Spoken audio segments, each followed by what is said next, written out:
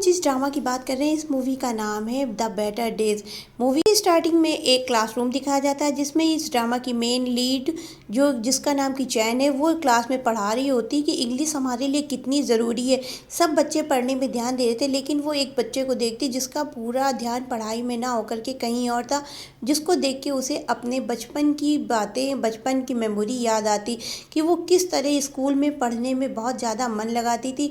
उसका ध्यान इधर उधर ना जाए जिसके लिए वो अपने कानों में ईयरफोन लगा करके पढ़ाई किया करती थी। लेकिन एक दिन क्लास में के सब बच्चे उठ करके बालकनी की ओर जाने लगे, जिसको देख करके वो भी सब बच्चों को देखते हुए बाहर जाने लगी। लेकिन बाद में जब वो वहाँ पे जाकर देखती है कि उसकी फ्रेंड ने बालकनी से कूद करके सुसाइड अटेम्प्ट कर लिया है, जिसकी वजह से वो ऑन द स्पॉट डेड हो चुकी है, मर चुकी है। जिसको देख करके वो आगे बढ़ने जाती, लोग जो है उसकी पिक ले रहे थे जिससे वो अपने फेसबुक इंस्टाग्राम में पोस्ट करके, इसलिए वो अपना ब्लेजर उतार करके जाती अपनी फ्रेंड के ऊपर डाल देती। क्लासरूम में आई हुई होती है, सभी बच्चों से पूछताछ कर रही होती जो है। वो चैन को भी बुला करके पूछते हैं कि आखिर उसकी फ्रेंड ने ऐसा क्यों कहा। तो उसको जब फोटो दिखाते हैं तो सभी बच्चों की याद आने लगती है कि किस तरह उसकी पिक ले रहे थे, इसलिए वो उन लड़कियों का नाम बता देती है जो कि लड़कियों को परेशान करती। फिर जब क्लास में जाती तो उसकी सीट पे लाल इंक पड़ा था, उसे याद आता उसकी फ्रेंड के साथ भी यही सब हुआ था, जिसको जो है सब बुली गैंग वाली लड़कियां उसको बुली कर रही थी, परेशान कर रही थी। वो सारी चीज़ें उसको याद आने लगती जिससे वो परेशान हो जाती है। अब उसने जो है पुलिस को सब बताया था, इसीलिए लड़कियां उसके पीछे पड़ गई थी और उससे पूछती है जो बुली गैंग की लीडर होती है कि क्या तुम मुझे पढ़ाना पसंद करोगी। उसका नाम बिली होता है, लेकिन वो जो है उसको मना कर देती, कहती कि नहीं मैं तुम्हें पढ़ा नहीं सकती हूँ। तो उसकी सब पिक लेने लगते मोबाइल में। अचानक उसे याद आता कि यही सब चीज़ें सेम चीज़ें उसकी फ्रेंड के साथ भी हुआ था, उसको सब मिलके बहुत ज़्यादा परेशान करते थे, जिसकी वजह से बाद में फिर उसने अपना सुसाइड कर लिया। और ये सब चीज़ें सोच सोच करके ये परेशान हो रही थी और ये सोच करके अपनी घर की ओर जाने लगती है। रास्ते में इससे सब बच्चे मिल करके कस के परेशान करते हैं और वही लड़कियां इसको फिर से मारती पीटती हैं कि तुम अब फिर से पुलिस वालों के पास जाओगी, बताओगी, तुम ऐसा करोगी। और ये जो है अपने आप को बचाने की कोशिश कर रही होती है। इसी तरह ये अपने घर पहुंच जाती, घर जाके देखती इसकी माँ आई होती, वो जो है अनलीगल चीज़ों को बेचने का काम करती थी, जिसकी वजह से वो ज़्यादा घर में नहीं रहती थी। और ये अपनी माँ से कहती कि आप यहाँ रह नहीं सकती, तो माँ कहती है कि मैं ज़रूर रहूँगी, जल्दी ही जो है मैं एक अच्छा घर लेकर के तुम्हारे साथ में रहूँगी।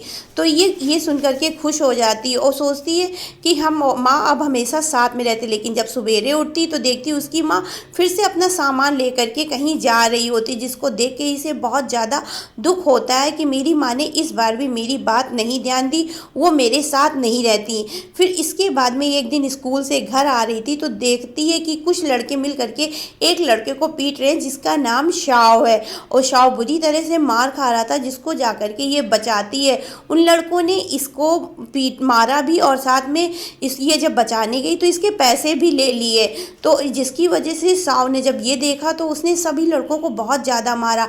बाद में वो दूर खड़े होकर के इसकी तरफ देखता रहे लेकिन इससे बात नहीं किया। और ऐसा ही उस दिन हुआ। दूसरे दिन आकर के इसको थैंक्स बोला, कहा तुमने जिस तरह मेरी मदद करी है उसके लिए तुम्हें मैं थैंक्स बोलता हूँ। दूसरे दिन जब ये देखता है तो कहता है मैं तुम्हारा जो है उस दिन लड़कों ने फ़ोन तोड़ दिया था, मैं तुम्हारा फ़ोन बनवा सकता हूँ। बोल करके उसने उसका मोबाइल लिया और साथ में चला गया एक शॉप पे, और वहाँ पे वो उसका फ़ोन बनाने के बाद बोला कि क्या मैं तुम्हें प्रोटेक्ट कर सकता हूँ, तुम चाहो तो तुम मुझे कुछ पैसे दे दो, मैं तुम्हारी जो है देखभाल कर सकता हूँ, तुम्हें सुरक्षित रखूँगा। तो उसने बोला कि पहले तुम अपने आप की सुरक्षा कर लो फिर मेरी सुरक्षा करना। लेकिन उसके बाद भी साव जो है उसके पीछे पीछे जाने लगा और इसी तरह वो उसके घर जा रही थी तो उसने देखा माँ की जो किसी ने पोस्टर बना करके दीवार पे चिपका दिए, जिसे देख करके वो बहुत दुखी होती और सारे पोस्टर हटा देती। उसके बाद में देखते कि उसके क्लासरूम में हर कोई जो है उसकी माँ के बारे में बात कर रहा होता है, जिससे वो बहुत दुखी होती है और अपनी क्लास को छोड़ करके आ जाती है। ये आज इसने पहली बार किया था।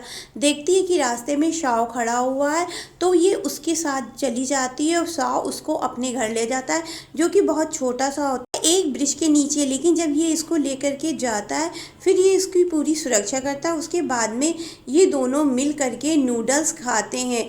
इसके हाथ के नूडल्स खा के चैन को बहुत अच्छा लगता है। शाओ बोलता है चैन से, क्या तुम मुझे पसंद करती हो, क्या तुम मेरे साथ रहना चाहती हो। तो ऐसा सुनकर के चैन बोलती नहीं, मैं तुम्हारे साथ नहीं रहूँगी। फिर ये इसको जो है डांटने लगता है, इससे लड़ाई करने लगता है, जिसकी वजह से ये भाग जाती है और बहुत रोती है रास्ते में कि सबने मुझे परेशान किया, मैंने शाओ पे विश्वास किया था ये सोच करके कि वो मेरा साथ देगा, लेकिन उसने मुझे लास्ट में परेशान किया। और नेक्स्ट डे जब वो स्कूल में जाती तो सब बच्चे आपस में खेल रहे होते, लेकिन इसके साथ कोई नहीं खेल रहा होता, ना ही इसको कोई खिला रहा होता, क्योंकि बुली गैंग की लड़कियों ने इसको मना किया होता है सभी बच्चों को कि इसको अपने साथ नहीं खिलाएं। उसके बाद में बॉल से ही इसको बहुत ज़्यादा मारा जाता है, जिसकी वजह से ये बहुत परेशान हो जाती और वापस चली आती। और उधर दिखाया जाता है एक पुलिस इंस्पेक्टर जिसका नाम यांग होता है, वो सभी लड़कियों से जो बुली गैंग की होती है उनसे पूछताछ कर रहा होता, लेकिन सभी लड़कियां इनकार कर देती, कहती हम उसे नहीं जानते, वो उनसे मेरा कोई नहीं मतलब। ये सुन करके जैंग जो है थोड़ा परेशान हो जाता है और उसके बाद में वो हर लड़की को, जितनी भी लड़कियों को उसने पूछताछ के लिए बुलाया होता है, सभी को सबूत ना होने की वजह से छोड़ देता है, जिसकी वजह से वो अपने आप में कहीं ना कहीं उस लड़की से जो है सॉरी भी बोलता है कि मैं तुम्हारी मदद नहीं कर पाया, मैं जो है ल्यू के जो लड़की मरी हुई होती है उसका नाम ल्यू होता है, तो अपने मन में सोच रहा होता है मैं ल्यू की मौत का बदला नहीं ले पाया, जिसके लिए वो उसे सॉरी बोल करके उसके घर तक छोड़ने जाता। लेकिन देखता है बुली गैंग की लड़कियां उसे रास्ते में ही मिल जाती और उसे परेशान करती, उसे मारने की धमकी देती। इसके अलावा उनके हाथ में वो चूहे भी थे जो कि इंसान का मांस खाते, जिसकी वजह से वो परेशान होकर के उस जगह से भागने लगती। जब वो वहाँ से भाग रही होती तो एक डस्टबिन दिखाई पड़ता खाली, उसमें अपने आप को छिपा लेती है और जब देखती है कि वहाँ पर कोई नहीं है तब वो उस डस्टबिन से निकल करके भागने की कोशिश करती। वो अब भागती, तब तक वहाँ पे शाओ आ जाता और शाओ उसे देखता, कहता तुम्हें क्या हो गया, तुमको किसने परेशान किया। तो वो उन सब लड़कियों के नाम बताती कि मुझे उन लड़कियों ने परेशान किया, मुझे उन्होंने जो है मारा, जिसकी वजह से शाओ उसकी प्रोटेक्शन करता, उसके साथ बराबर रहता वो हर जगह, चाहे उसका घर हो चाहे कहीं पे। वो शाओ जब भी लौट के आता उसके शरीर में चोट लगी होती, या तो वो मार करके आता या मार के आता, क्योंकि वो एक गैंग से बिलोंग करता था, जिसकी वजह से ये जब देखती तो बहुत दुखी होती और पूछती ये तुम्हें बहुत जो है दर्द होता होगा ना, तुम्हारे शरीर में इतनी सारी चोटें रहती। तो शाओ इसी के घर में रहना शुरू कर देती है। तो ये बोलता है कि आज तक का मुझे किसी ने ये नहीं बोला कि मेरे दर्द होता होगा, मैं 10 साल से अकेले रह रहा हूँ, जिसकी वजह से ये फिर जहाँ जाते दोनों एक दूसरे के साथ जाते। धीरे धीरे इन्हें एक दूसरे की कंपनी अच्छी लगने लगी थी। चैन पढ़ने में बिजी रहती, वहीं जो है शाओ को जब इसके गैंग सीनियर लीडर इसे बुलाते तो ये जाने से मना कर देती या बोल देती कि वहाँ मत जाओ, मेरी तबीयत सही नहीं है, जिसकी वजह से शाओ भी अब बुरे कामों से बाहर निकलने लगा था। अब वो एक अच्छा इंसान बन चुका था, जिसकी वजह से इन दोनों की लाइफ में बहुत ज़्यादा खुशियाँ व हैप्पीनेस आने लगी थी। लेकिन फिर एक दिन दिखाते हैं शाओ को झूठी चोरी के इल्ज़ाम में पकड़ लिया था, उसके साथी को, उसको और उन लोगों को बहुत ज़्यादा मारा पीटा जाता। लेकिन जब चैन को ये बात पता चलती है तो वो उसके खिलाफ जा करके गवाही देती है, कहती नहीं शाओ भी ये गलत काम नहीं करता, वो जो है मेरे साथ रहता। और पुलिस इंस्पेक्टर को भी वो फ़ोन करती है जिससे वो पहले मिल चुकी हुई होती है। फिर एक घर जा रही होती तो बुली गैंग की लड़कियां फिर इसको पकड़ती हैं और बहुत मारती, इसके बालों के बहुत छोटे छोटे टुकड़े कर देती और इसके चेहरे में भी बहुत ज़्यादा मारती, जिसकी वजह से बहुत ज़्यादा दाग व बहुत पेनफुल सिचुएशन बन चुकी थी इसके लिए। और उधर लड़कियां इसको मार करके इसके कपड़े फाड़ करके बुरी तरह से इसको रास्ते में छोड़ करके चली जाती और ये वहीं बैठ करके रोती हुई रह जाती है। और इसी बीच में शाओ किसी तरह बेल पा करके वापस आता है तो इसको फ़ोन कर रहा होता है कि ये मेरा फ़ोन उठा क्यों नहीं रही, कहाँ पर है ये, इसके बारे में पता लगाता, लेकिन ये कहीं जो है ना फ़ोन उठा रही थी ना बात कर रही थी।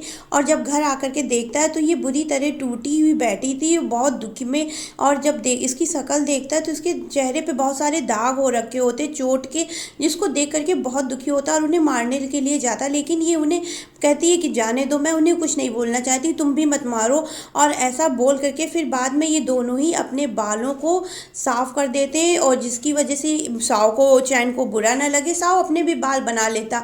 और इसके बाद में फिर दिखाते हैं कि ये दोनों लोग साथ रहते, लेकिन बुली गैंग की एक लड़की आती और इससे कहती कि तुम पुलिस वालों को कुछ नहीं बताना, मेरे पापा मुझसे बात नहीं करते, मुझे किसी तरह पढ़ना है, ये साल निकालना है। और ये जो है ऐसे ही करके जा रहे होते और बार बार उसी दिन की बात कर रहे होते हैं, जिसकी वजह से इसे गुस्सा आ जाती है और उस लड़की को ये धक्का मार देती है। धक्का लगने की वजह से वो लड़की सीधे जा करके सिर के बल गिर जाती, जिसकी वजह से ऑन स्पॉट उसकी डेड हो जाती, वो मर जाती। और बाद में फिर इसको ये चीज़ नहीं समझ में आती कैसे मैंने उसको जो है धक्का मार दिया, किस तरह से वो गिर गई। और इसकी वजह से ये बहुत ज़्यादा सदमे में चली जाती और जब जाती तो ये साव को पूरा इंसिडेंट बताती है कि क्या हुआ, कैसे हुआ, और वो लड़की मुझे किस तरह बार बार उसी दिन की याद दिला करके परेशान कर रही थी, मेरी माँ की बात कर रही थी, जिसकी वजह से मैंने जो है गुस्से में उसको धक्का मार दिया। साव ने चैन से बोला कि देखो, तुम किसी भी हाल में पुलिस वाले कुछ भी बोले, तुम ये मत बोलना तुमने ये सब कुछ किया। उसके बाद में ये जाते हैं, इन्होंने तुरंत एक कार अपने दोस्त से ले ली और उस कार के अंदर उसकी बॉडी ले जा करके कुछ इस तरह से साव ने कर दिया कि उस वहाँ पर लोगों को लगे कि इस लड़की को साव ने मारा। और इधर जो है इसके एग्ज़ाम भी फाइनल आ रहे थे, जिसकी वजह से ये फुल ऑन पढ़ने में बिजी थी। और फिर एक दिन दिखाते हैं तूफान व बारिश बहुत ज़्यादा आ रही थी, जिसकी वजह से रास्ते में बहुत ज़्यादा कीचड़ हो रखा था और वहाँ पे सफाई कर्मी आते हैं, जिसकी वजह से वो बॉडी जो है मिल जाती। बाद में सोशल मीडिया में पता चलता कि ये लड़की काफ़ी दिन से मिसिंग है। इधर साव बोलता है कि कुछ भी हो जाए तुम्हें जो है अपना नाम नहीं लेना है, और बुली गैंग की फिर लड़कियों को बुलाया जाता। सभी जो है चैन का नाम ले रही होती कि उसको परेशान किया गया था, उसी ने जो है मारा होगा। और जो पुलिस इंस्पेक्टर होता है वो भी इस बात का पता लगा रहा होता है, और बाद में उसको फिर एक सबूत भी मिल जाता है। चैन को जिस दिन सब बुली गैंग की लड़कियां बुली कर रही थी वो वीडियो देखता, तो चैन से बोलता कि तुम्हारे साथ ये सब हो रहा था तो तुमने पुलिस वालों को बताया क्यों नहीं, उनकी प्रोटेक्शन क्यों नहीं ली। तो चैन ने बोला मुझे इन सब चीज़ों में नहीं पढ़ना, मुझे सिर्फ अपनी पढ़ाई पे ध्यान देना। पुलिस इंस्पेक्टर को ये बात थोड़ी अजीब सी लगती कि इसके साथ इतना हो गया, इसने बताया क्यों नहीं। और इसके बाल, इसकी शक्ल देख करके पुलिस इंस्पेक्टर को इस पर काफ़ी शक होता है, जिसकी वजह से इंस्पेक्टर बिना इससे कुछ कहे हुए छानबीन आगे शुरू कर देता है। बाद में दिखाया जाता है चैन जब अपनी पढ़ाई में बिजी हो रही होती, शाव आता है और इसको पकड़ के अपने साथ ले जाता है इसको घर से। तो ये बोलती है कि तुम मुझे अपने साथ क्यों ले जा रहे हो, तो बोलता है कि बस मेरे साथ भाग के यहाँ से चलो, फिर मैं तुम्हें बताता हूँ। भगा करके एक ऐसी जगह ले जाता है जहाँ पर दोनों तरफ से लॉक लगे हुए होते हैं और वो पूरी तरह बंद होता है। फिर ये बताता है देखो मैं जो है माइनर हूँ, मुझे कुछ नहीं होगा, अगर कुछ भी पुलिस वाले पूछें कि किसने डेड किया है, उस लड़की को किसने मारा है, तो तुम मेरा नाम बता देना। तो चैन बोलती नहीं, मैं ऐसा गलत काम कभी नहीं कर सकती, मैं तुम्हारा झूठ में नाम नहीं ले सकती है। लेकिन उसी बीच में जब ये दोनों बात कर रहे होते हैं तब तक वहाँ पे पुलिस वाले आ जाते हैं और पुलिस वाले देखते हैं कि ये दोनों आपस में बात कर रहे हैं। और उसी बीच में शाव जो है पे गुस्सा होने लगता है क्योंकि वो उसकी बात नहीं मान रही होती, जिसकी वजह से वो उसको मारना शुरू कर देता है। और जब पुलिस वाले आते हैं तो देखते हैं ये चैन को शाव मार रहा है, जिसकी वजह से ये इसको पकड़ करके गिरफ्तार करके इसको यहाँ से ले जाते हैं इस जुर्म में कि इसने एक लड़की को मारा। और फिर उधर दिखाते हैं पुलिस इंस्पेक्टर इसके बारे में छानबीन कर रहा है और वो देखता है जहाँ पर भी शाव है वहाँ पर चैन है, और जहाँ पे चैन है वहाँ साव है। जब साव से पूछा जाता है क्या तुम चैन को जानते हो, तो शाव मना कर देता, और चैन से पूछते हो तो चैन भी सीधा इनकार कर देती कि नहीं मैं उसे नहीं जानती, कौन है वो मैं नहीं जानती। जिसकी वजह से पुलिस वाले बहुत ही ज़्यादा गुस्सा हो रहे होते हैं और बाद में फिर इसको सबूत ना होने की वजह से छोड़ देते हैं। और फिर ये दोनों फिर से एक दूसरे के साथ रहना शुरू कर देते हैं। धीरे धीरे चैन पूरी तरह से सही हो गई होती और उसके एग्ज़ाम भी बहुत अच्छे हुए होते, लेकिन जब भी वो पुराने दिनों को याद करती तो बहुत ज़्यादा दुखी हो जाती और बहुत ज़्यादा रोना शुरू कर देती। लेकिन चैन की मॉम भी उसके साथ रहना शुरू कर देती और बोलती है कि पुरानी बातों को भूलो, आगे बढ़ो। उसके मार्क्स भी बहुत अच्छे आए हुए होते हैं। अधिकारी उसके पास जाती है और बोलती है शाव को हैंग ऑफ डेथ की जो है सज़ा मिली होती है, क्या तुम अभी भी शाव को नहीं जानती हो। जिसकी वजह से बहुत ज़्यादा रोना चिल्लाना शुरू कर देती और बोलती नहीं शाव को जो है ये सज़ा नहीं मिल सकती, मैं शाव को बहुत अच्छी तरह जानती हूँ। और ऐसा कह करके ये बार बार चिल्लाना शुरू कर देती हूँ, बोलती मैं शाव को जानती हूँ, मैं वो मर नहीं सकता, उसने कहा था उसको सज़ा नहीं मिलेगी।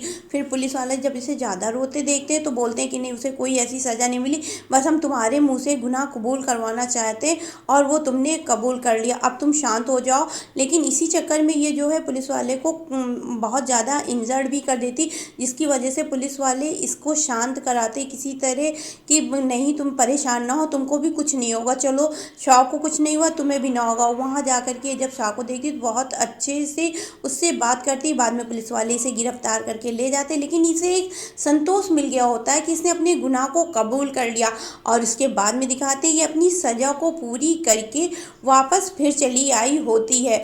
और यही लड़की अब क्लासरूम में पढ़ा रही होती है, अपनी लाइफ में काफ़ी आगे बढ़ गई होती, ये एक इंग्लिश टीचर बन गई होती है। और बाद में दिखाते जब ये क्लास में बच्चों को पढ़ा चुकी होती है, फिर बाद में जाके उस बच्ची से बात करती कि आखिर तुमको क्या प्रॉब्लम है, तुम क्यों नहीं पढ़ रही हो, जाते हुए ले जाती। यहाँ हमें ये भी दिखाया जाता है कि सौ आज भी उसको जो है प्रोटेक्ट करते हुए इसके पीछे पीछे चलता है।